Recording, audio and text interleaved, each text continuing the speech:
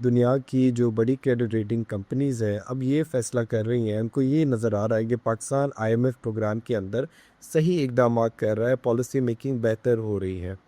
पाकिस्तान के आपको पता है 2-3 साल में एक्सटर्नल डेट रीपेमेंट्स होती हैं, जो हम डॉलर में लोन लेते हैं, वो हमें रीपे करने हैं। आईएमएफ के अंदर हम स्ट्रक्चरल लो प्रोग्राम के अंदर बैठे हुए हैं, कुछ हमें इक़दामात करने हैं, अपने फ़िस्कल साइड को इम्प्रूव करने के लिए और अपने एक्सटर्नल साइड को भी इम्प्रूव करना है, जिसमें आपने देखा है कि करंट अकाउंट आपका इम्पोर्टेंटली बैलेंस हो चुका है, ट्रेड डेफिसिट भी आपका रीज़नेबली कंट्रोल लेवल पे है। इसका आगे जाके इम्प्लीकेशन क्या होगी? पाकिस्तान अब एक फ़ेज़ में आ चुका है जो ये प्लान कर सकता है कि आगे जाके हम यूरो बॉन्ड इंटरनेशनल मार्केट्स में फ़्लो करें या पैंडा बॉन्ड करें और इसके अगेंस्ट इंटरनेशनल करेंसी बोरो करें एक सस्ते रेट पे। अगर रेटिंग कम होती है तो बोरोइंग कॉस्ट ज़्यादा होती है, जब रेटिंग आपकी अच्छी होती है तो आपकी बोरोइंग कॉस्ट कम हो जाती है।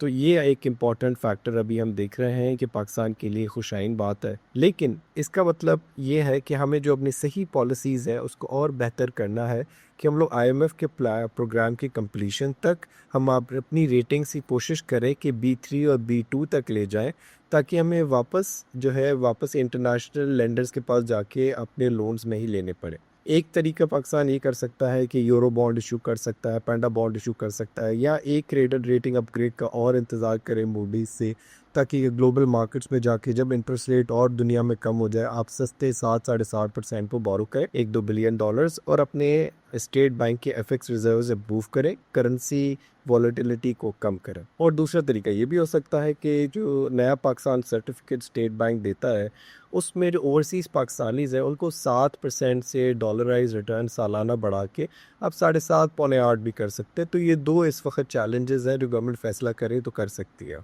सबसे बड़ी इंपॉर्टेंट खुशहाल बात यह है कि पॉलिसी मेकिंग सही तरीके से जा रही है, लेकिन this is not the end, it's just the beginning towards the end. हमें हमारा गोल क्लियर होना चाहिए कि अगले 2-3 साल में हमें डोमेस्टिक डेट भी कम करना है, एक्सटर्नल डेट भी कम करना है, अपने टैक्स रेवेन्यूज़ बढ़ा के, अपनी एक्सपोर्ट्स बढ़ा के, रेमिटेंसेस बढ़ा के और फॉरेन इन्वेस्टमेंट अट्रैक्ट करके।